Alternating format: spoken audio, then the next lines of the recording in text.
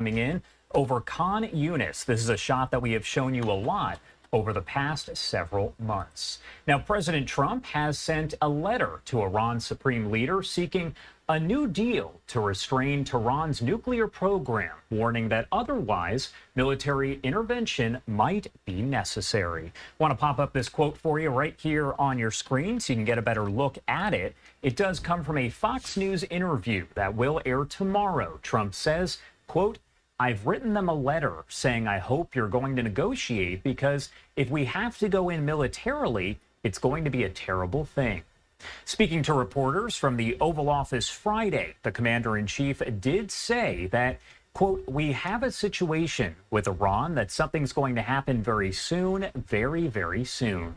Now, there's been no direct confirmation from Supreme Leader Ali Khamenei's office as to whether it received the letter, but there are questions about how the 85-year-old will react.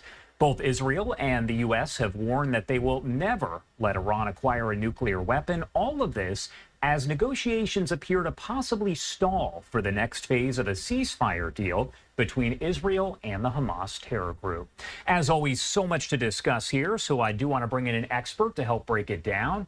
We do have Asher Westrop Evans, a Middle East expert, currently with the Israeli Citizen Spokesperson's Office. Thank you so much for taking the time to be here with us this morning. An absolute pleasure.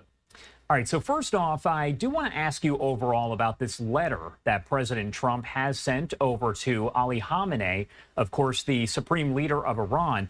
What do you make of all of that overall, and what does Israel likely think of that?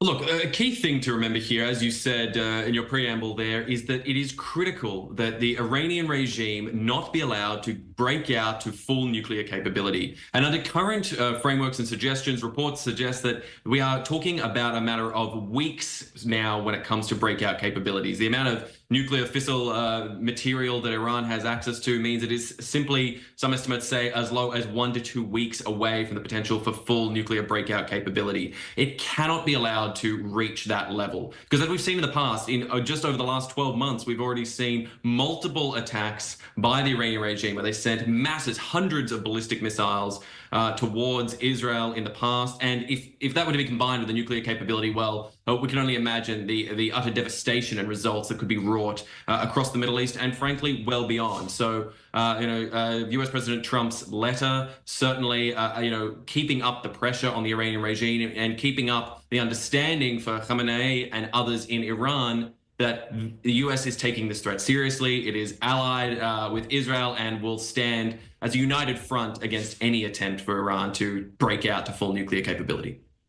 As we talk about the ceasefire deal that exists between Israel and the Hamas terror group, do we know where those talks do stand on either extending phase 1 or possibly moving into phase 2? Because it almost appears as if, once again, they have kind of stalled.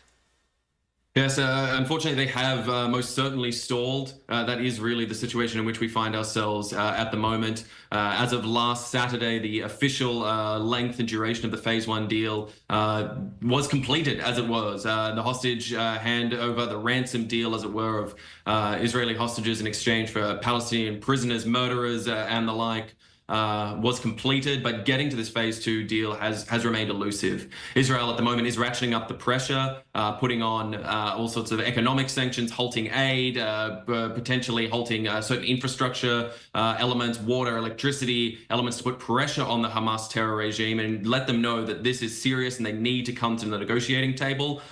Whether we return to full-scale war and actions, Israel is certainly at the ready. And the U.S. has indicated via U.S. President Trump and others, Steve Witkoff, of course, his U.S. special envoy here in the Middle East, that they are willing to support Israel. The U.S. is willing to support Israel in whatever action is needed to get the hostages back, to bring our people back home, and to help dismantle and remove Hamas from power, which has always been the stated goal here and must be completed if Israel is able to come out of this war, getting past this horrendous status quo under which we've all lived since October 7th, 2023. One headline that was made several days ago, we learned from President Trump and other U.S. officials that the U.S. has had direct contact with the Hamas terror group when it comes to negotiations about a possible ceasefire, but also releasing some of the hostages, if not all of them. This has been kind of described as a quote unquote secret meeting. What do you think those conversations, what sort of impact do they have on Israel? And how does Israeli leadership feel about the U.S. speaking directly with Hamas? Look, there are reports, coming out of these sort of direct conversations between the U.S. and Hamas. At this point, I think the key message that we all need to remember here is that the U.S. and Israel are key and critical allies, that they must work together to keep the pressure on Hamas and represent a united front against the sort of terror regime that is Hamas, and of course their puppet masters in Tehran, in the Iranian regime there, to make sure that they all understand that the hostages must be returned, all of them, as soon as possible. Now, they must be brought home now, must be let go now, in order to ensure that we're able to move forward, that we're able to get past this war, to help begin any sort of next stage when it comes to not, of course, just Israel's people, but also the people of Gaza. If they want to come out from under the yoke of Hamas and their brutal terror regime, they must keep that pressure on and make sure that Hamas understands that they do not have a future. They do not have a future in power, and they do not have a future by holding Israelis, whether they be alive or, unfortunately, at this stage, no longer alive and no longer with us. They must be returned incomplete. That's just the key message that we have to take away here. One other headline here, U.S. Special Envoy to the Middle East, Steve Witkoff, we kind of discussed this already, but says that the U.S. and Israel can actually take joint military action against Hamas if these negotiations fail. So is that just kind of a threat, or is that a real possibility for the U.S. and Israel to join forces and take that military action against the terror group? I mean, it certainly is a real possibility, and the fact that we're hearing this from the senior leadership, the top leadership of the U.S., the upper echelons, indicates that it is even more realistic. And we've seen, just this last week, we saw the Israeli Air Force and the U.S. Air Force enacting joint operations, training operations.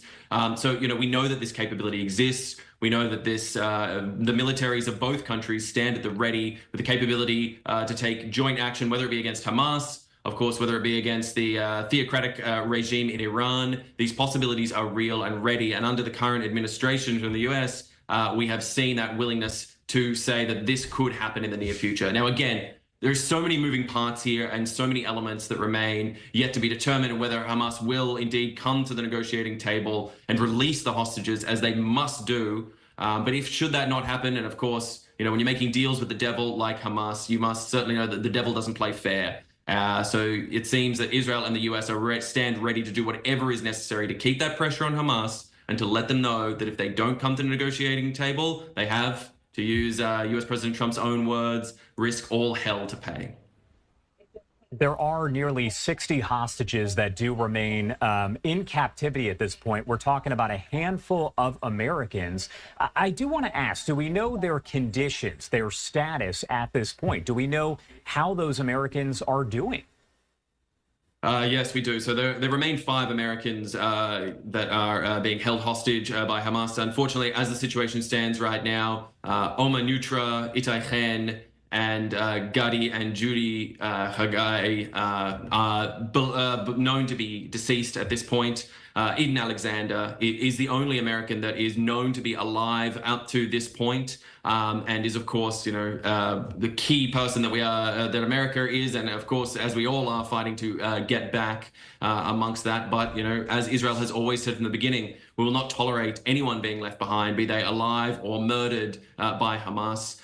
All hostages must be returned. All 59 must come back in order to be able to move forward and see for any sort of future for Gaza and its people. So that is just so absolutely critical. We do hope and pray that Eden Alexander can come home alive and well. But for the others, they must be able to have their bodies brought home so their families can lay them to rest. That is just an absolute a condition that cannot be accepted in any other way.